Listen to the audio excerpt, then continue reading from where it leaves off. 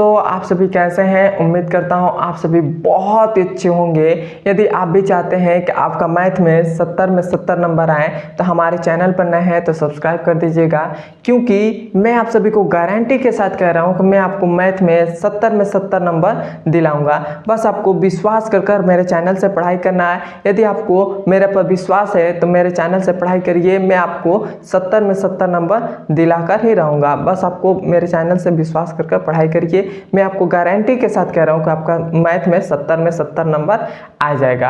अभी तो केवल हम अपना सिलेबस कंप्लीट कर रहे हैं। जब हमारा सिलेबस कंप्लीट हो जाएगा उसके बाद मैं आपको हर एक चैप्टर से वेरी वेरी इंपॉर्टेंट क्वेश्चन कराऊंगा, जो हमारे बोर्ड एग्जाम में आने का 95% चांसेज रहता है। वैसे मैं आपको क्वेश्चन कराऊंगा हर एक चैप्टर से। उसके बाद जब हमारा हर एक चैप्टर से इंपॉर्टेंट क्वेश्चन हो जाएगा उसके बाद मैं आपको कम से कम 15 से 20 मॉडल पेपर कराऊंगा, जिससे आपकी मैथ की पूरी फुल तैयारी हो सके और आपका मैथ में 70 में 70 नंबर आ जाए। तो आइए अब हम जानते हैं कि आज की इस वीडियो में क्या पढ़ेंगे। आज की इस वीडियो में हम पढ़ेंगे क्लास 10th मैथ, जो हमारा तीसरा नंबर चैप्टर है, दो चर वाले रैखिक समीकरण युग्म, उसका प्रश्नावली नंबर 3.3 का। नए एनसीईआरटी में 3.3 है, पुराने एनसीईआरटी में 3.4 है। तो आज के इस वीडियो में 3.3 का प्रश्न संख्या दूसरे का तीसरा से लेकर और 5वें तक के सवाल को सॉल्व करेंगे। तो आइए अब हम देखते हैं दूसरे का तीसरा नंबर सवाल हमसे क्या कह रहा है। कह रहा है दो अंकों की संख्या के अंकों का योग 9 है। इस संख्या का 9 गुना संख्या के अंकों को पलटने से बनी संख्या 2 गुनी है, तो वह संख्या ज्ञात कीजिए। हमें इसमें कह रहे हैं कि दो संख्या मतलब दो अंकों की संख्या। तो दो अंकों की संख्या किस प्रकार हो सकती है? जैसे मैं कहूँ कोई x y, इस प्रकार हमारे पास दो अंकों की संख्या हो जाती है। जैसे मतलब हमारे पास 62 हो जाएगा, उसके बाद 52 हो जाएगा। ये सब क्या है? एक दो अंकों की संख्या है। तो यदि हम कहें कि इन दो अंकों की संख्या को, इसको हम कहें कि प्रसार के रूप में लिखिए। किस रूप में? प्रसार के रूप में लिखिए। तो हम इसको कैसे लिखेंगे? तो हमारे पास इकाई है, तो इस इकाई वाले को हम ऐसे लिख लेते हैं 2 और प्लस। उसके बाद ये हमारे पास दहाई वाला है, तो इसको हम लिख लेंगे 5 × 10। तो ये हमारे पास टोटल कितना आ जाएगा? तो ये हमारे पास आ जाएगा फिर से 52 ही हो जाएगा, 52 हो जाएगा, 52 ही हो जाएगा। तो इसको हम प्रसार के रूप में ऐसे लिख सकते हैं। तो यदि मैं कहूँ कि इसको हम प्रसार के रूप में लिखें, इसको x और y को प्रसार के रूप में लिखें, अभी आपको समझ में आएगा प्रसार के रूप में हम क्यों लिख रहे हैं। तो यदि हम इसको लिखें प्रसार के रूप में तो y हमारे पास हो जाएगा इकाई वाला ये y है, तो y हो गया फिर से प्लस। x को हम किस प्रकार लिख सकते हैं? तो 10x लिख सकते हैं। तो हमारे पास क्या आ गया? प्रसार के रूप में आ गया। यदि हमसे उसके बाद कह रहा है कि अंकों को पलटने पर, यदि हम इस अंकों को पलट दे रहे हैं तो हमारे पास क्या आ जाएगा? y x आ जाएगा। अब हम इसको प्रसार के रूप में लिखें इसको, तो ये हमारे पास क्या आ जाएगा? इकाई वाला ये हमारे पास हो गया x प्लस दहाई वाला हमारे पास y, तो ये हो जाएगा 10y हो जाएगा। तो अब आपको समझ में आ गया है कि प्रसार के रूप में ऐसे हम लिख सकते हैं। तो हम इस क्वेश्चन को कैसे सॉल्व करेंगे? तो हम यहाँ पर लिखेंगे कि माना, यहाँ से हमारा शुरुआत होता है। तो यहाँ पर लिखेंगे माना दो अंकों की संख्या x y है। मान ले रहे हैं कि इन दो अंकों की जो संख्या है वह x और y है, और इसका प्रसार क्या हो जाएगा? तो यहाँ पे लिखेंगे जिसका प्रसार इसका x और y का प्रसार हमने क्या निकाला था? तो वो निकाला था 10x प्लस में y प्रसार है, तथा यहाँ पर लिखेंगे तथा अंकों को पलटने से बनी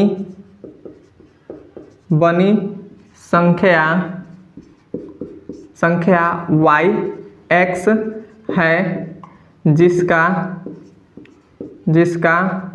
प्रसार 10y प्लस में x है। यह हमने लिख दिया। इसको तो पहले हम मिटा दे रहे हैं क्योंकि आपको समझ में आ गया होगा कि यदि हमारे पास दो अंकों की संख्या किस प्रकार होगी, x और y होगी। यदि हम इसका प्रसार लिख लेते तो इकाई वाले अंक को यहाँ पे लिख लेते हैं और दहाई वाले अंक को उसमें 10 से गुणा कर देते हैं तो हमारा हो जाता है। तो इसी प्रकार ये हमारे पास हो गया। तब हम इसको तो मिटा दे रहे हैं, आपको ये समझ में आ गया होगा कि मैंने ये प्रसार के रूप में इसको ऐसे लिख दिया है। तो इसको पहले हम मिटा दे रहे हैं, तो हम इसको जगह नहीं है इसलिए मैं यहाँ पर मिटा दे रहा हूँ। अब देखिए, अब हमने क्या किया, अब हमने यहाँ पर मान लिया है कि दो अंकों की संख्या है वह है x y है और इसका प्रसार का रूप किस प्रकार हो जाएगा, 10x + y हो जाएगा। तथा इसके बाद हमसे कह रहा है कि अंकों को पलटने से बनी जो संख्या, तो यदि हम अंकों को पलट रहे हैं तो उससे जो बनी संख्या बन रही है, तो ये हमारे पास दो संख्या है, इसको जब हम पलटेंगे तो ये हमारे पास x इधर आ जाएगा, y इधर आ जाएगा, तो हमने ये लिख दिया और जिसका प्रसार ये हमारे पास है। क्लियर है यहाँ तक। अब देखिए, अब हम क्वेश्चन पढ़कर इसको सॉल्व करेंगे। तो हमसे कह रहा है कि दो अंकों की संख्या के अंकों का योग, मतलब दो अंकों की संख्या कौन सी है, x और y है। तो मान लेते हैं कि दो अंकों की संख्या यहाँ इस दो अंकों की संख्या x और y है, तो इन दोनों का योग हमसे कह रहा है। तो इन दोनों का योग हम कर देंगे और ये कितना आ जा रहा है, 9 आ जा रहा है। दो अंकों की संख्या का योग 9 है, तो ये 9 हमने लिख दिया और ये जो हमारे पास प्राप्त हुआ इसे हम मान लेंगे समीकरण नंबर 1। क्लियर है यहाँ तक। अब हमसे कह रहा है कि इसी संख्या का 9 गुना मतलब इस संख्या का 9 गुना, तो ये हमारे पास ये संख्या है तो इसका हम 9 गुना कर देंगे। मतलब ये जो हमारे पास x y है, मतलब दो अंकों की जो संख्या है x y, तो इसका 9 गुना, तो हम इसको प्रसार के रूप में लिखेंगे। तो इसलिए हमारे पास प्रसार के रूप में क्या है, तो वह है 10x + में y। तो इसका 9 गुना संख्या के अंकों को पलटने से बनी संख्या, मतलब संख्या को अंकों को पलटने से बनी संख्या वह दुगुनी है। तो संख्या को हम जब पलट रहे हैं तो yx बन रहा है, तो इसका प्रसार हमारा के पास क्या हो जाएगा, तो ये हो जाएगा 10y और प्लस में x, और इसके कितने गुना है, वह है 2 गुना है। तो इसमें हम 2 से गुणा कर देंगे और ये हमारे पास हो जाएगा। क्लियर है यहाँ तक। अब हम इसमें गुणा कर लेते हैं, तो 10 का इसमें करेंगे तो ये हो जाएगा 90x, इसमें करेंगे तो हमारे पास हो जाएगा 9y = 2 का इसमें करेंगे तो 20y, 2 का इसमें करेंगे तो हमारे पास 2x हो जाएगा। क्लियर है यहाँ पर। अब देखिए, x वाले को एक तरफ कर लीजिए, y वाले को एक तरफ कर लीजिए। तब हम क्या करेंगे, इस x वाले को इस तरफ कर लेते हैं और y वाले को इस तरफ कर लेते हैं। तो ये हमारे पास 90x है, तो ये हो जाएगा 90x और ये 2x उधर जाएगा तो माइनस का 2x हो जाएगा = ये हमारे पास है 20y, तो हो जाएगा 20y और इधर हमारे पास क्या है, 9 है, प्लस का 9y है, तो इधर आएगा तो माइनस का 9y हो जाएगा। क्लियर है तक।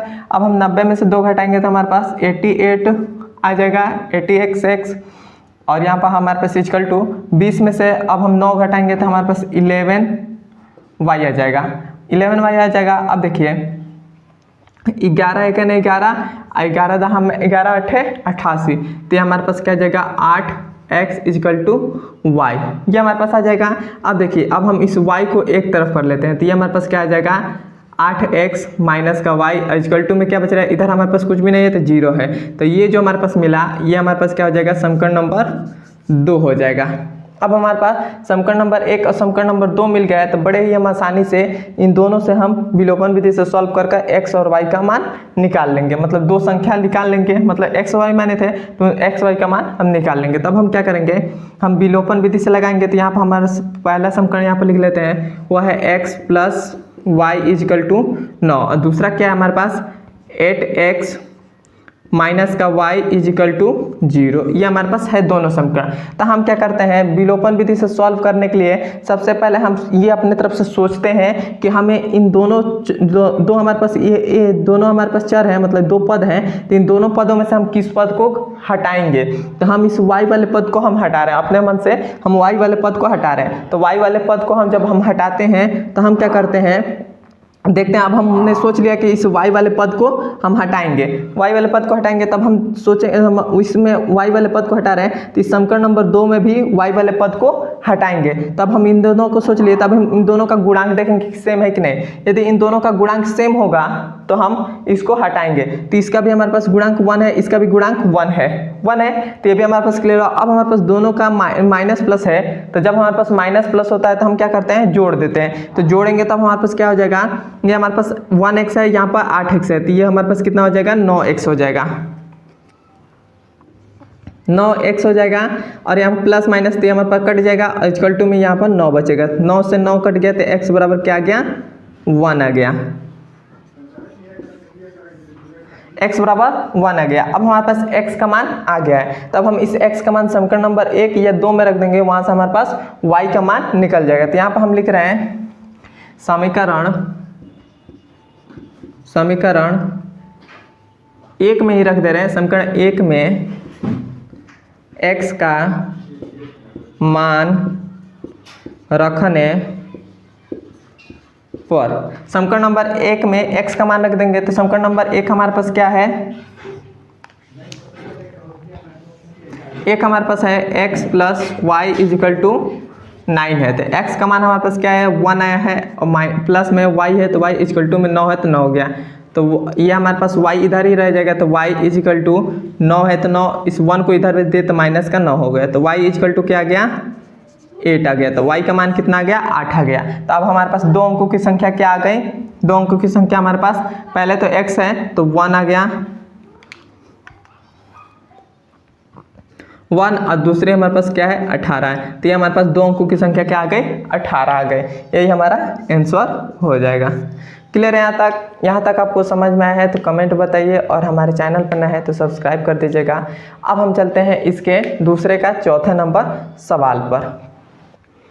यह हमारे पास दूसरे का चौथा नंबर सवाल है। यह हमसे कह रहा है, मीना 2000 रुपये निकालने के लिए एक बैंक गई, उसने खचाची का मतलब होता है जो बैंक में पैसा देते हैं मैनेजर, उनको बोलते हैं खचाची से 50 रुपये और 100 रुपये के नोट देने को कहा। मीना ने कुल 25 नोट प्राप्त की, तो ज्ञात कीजिए कि उसको 50 रुपये और 100 रुपये के कितने कितने नोट प्राप्त की। मतलब तो हमसे इस क्वेश्चन में कह रहा है कि मीना जो है वह 2000 रुपये निकालने के लिए बैंक गई, और उसको कुल नोट उसको 25 नोट मिले, और उसमें से 50 रुपये के नोट और 100 रुपये के नोट, यही हमें बताना है कि उसमें से कितने 50 रुपये के नोट थे और कितने 100 रुपये के नोट थे। तो जो हमसे क्वेश्चन में पूछ दे कि यह कितने हैं, तो उसको हम पहले मान लेते हैं कि वह x और y है। तो हम यहाँ पर किस तरह मानेंगे, तो यहाँ पर लिख रहे हैं पहले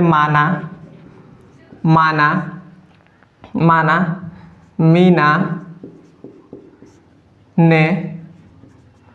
मीना ने 50 रुपये के x नोट तथा 100 रुपये के y नोट प्राप्त की। इससे पहले हम मान ले रहे हैं कि मीना जो है वह 50 रुपये के x नोट प्राप्त की और 100 रुपये के y नोट प्राप्त की, यह हमने पहले मान ले रहे हैं। तो हमने मान लिया कि मीना जो है वह 50 रुपये के x नोट प्राप्त की, 100 रुपये के y नोट प्राप्त की। क्लियर है यहाँ तक। अब देखिए, अब हमसे कह रहा है, क्वेश्चन पढ़कर सॉल्व करेंगे।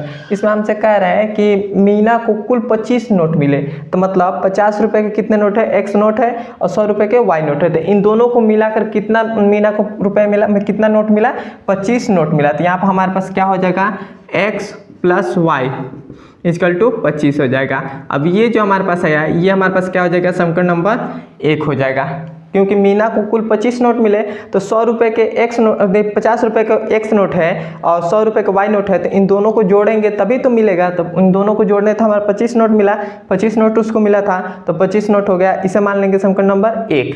ये समीकरण नंबर 1 हो गया। क्लियर है यहाँ कि मीना 2000 रुपये निकालने के लिए एक बैंक गए, तो मीना को कुल 2000 रुपये मिले थे, तो उसमें से 50 रुपये का हमने मान लिया है एक्स नोट है और 100 रुपये का वाई नोट है, तो इसको कुल कितने नोट मिले हैं 2000 रुपये। तो इसको इस प्रकार हम लिख सकते हैं, इस प्रकार जैसे 50 एक्स प्लस में 100 वाई इजकल टू 2000। किस प्रकार यह हमने लिखा, देखिए जैसे मान लेते हैं कि मीना है, उसको 50 रुपये के कितने नोट मिले हैं, 50 रुपये के मान लेते हैं 5 नोट मिले हैं, 5 नोट मिले हैं, तो इसमें से हम गुणा कर दे रहे हैं तभी तो हमारे पास निकलेगा। तो इसमें गुणा करेंगे तो ये हमारे पास टोटल कितना हो जाएगा 250 हो जाएगा। और यहीं पर हम 100 रुपये का नोट है, वो मान ले रहे हैं कि हमारे पास 6 नोट मिले, तो इसमें हम गुणा कर रहे हैं तभी तो निकले 6 दूना 60, मतलब ये हमारे पास 600 नोट मिल रहा है। और टोटल इसको कितने रुपए मिल रहा है, मतलब निकालने के लिए गई थी तो 2000 रुपये निकालने के लिए गई थी। तो उसी प्रकार हम मान लिए कि 50 रुपये के जो है वह एक्स नोट है, तो एक्स का 50 में गुणा कर देंगे, उसके बाद 100 रुपये के जो नोट है वह वाई रुपये मिले, तो 100 का वाई में गुणा कर देंगे और इसको कितना में कर देंगे 2000 इक्वल टू, मतलब 2000 रुपये में 2000 उसको रुपये निकालने का था, तो ये हमने हो गया। अब यहाँ से हमारे पास उसमें से 50 कॉमन आ रहा है, तो 50 हम कॉमन ले रहे हैं, तो 50 हमने कॉमन ले लिए, तो ये हो जाएगा x प्लस 50 दूना 100, तो 2y इजकल टू 2000 हो गया। अब देखिए अब 50 को इधर भेज देंगे तो हमारे पास x plus 2y equal to में 2000 बटा में 50 हो जाएगा, 50 हो जाएगा, एक जीरो से एक जीरो कट गया, 5 एक 5 और 5 चौको 20, मतलब 40, मतलब ये टोटल कट उठ कर कितना आ गया x plus 2y equal to में 40 आ गया, इक्वल टू में 40 आ गया। ये जो हमारा आया ये हमारे पास समीकरण नंबर क्या हो जाएगा 2 हो जाएगा। क्लियर है यहाँ तक, इसको तो अब हम मिटा दे रहे हैं।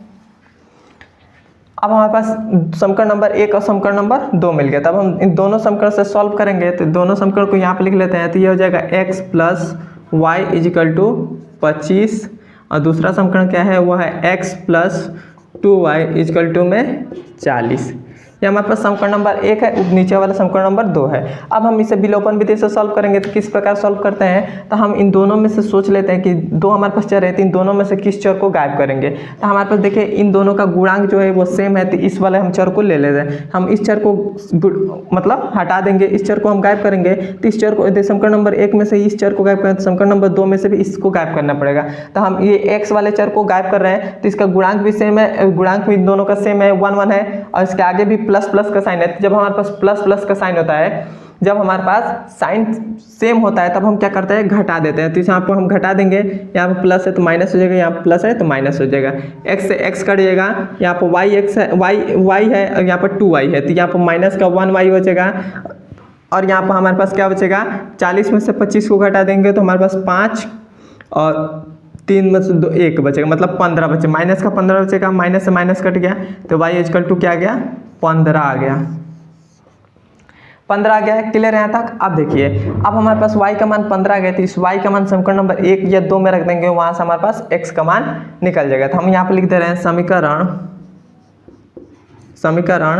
1 में ही रख रहे हैं, समीकरण 1 में y का मान रखने पर, समीकरण नंबर 1 में y का मान रखेंगे तब हमारे पास क्या आ जाएगा, समीकरण नंबर 1 है x प्लस वाई, वाई का मान कितना है 15 है, तो 15 इजकल टू में 25 है तो 25, 15 को इधर भेज देंगे तो x इजकल टू 25 माइनस का 15 हो जाएगा, तो हमारे पास x बराबर कितना आ जाएगा, ये हमारे पास आ जाएगा 10 आ जाएगा, और यही हमारा आंसर हो जाएगा। क्लियर है यहाँ तक। तो मीना को 100 रुपये के कितने, मतलब 50 रुपये के कितने नोट मिले थे, 50 रुपये के वो कितने नोट मिले 10, और 100 रुपये के कितने नोट मिले हैं 15 नोट मिले हैं उसको। क्लियर है यहाँ तक। मतलब हमने माना था 50 रुपये के x नोट, x का मान कितना है 10, तो 50 रुपये के 10 नोट मिले थे, अब 100 रुपये के y नोट माने थे, तो y का मान कितना है 15 आया है, तो y 100 रुपये के 15 नोट मिले थे, और यही हमारा आंसर हो जाएगा। क्लियर है यहाँ तक आपको समझ में आए तो कमेंट में बता दीजिए, और हमारे चैनल पर नए तो सब्सक्राइब कर दीजिएगा। अब हम चलते हैं इसके 5वें नंबर सवाल पर।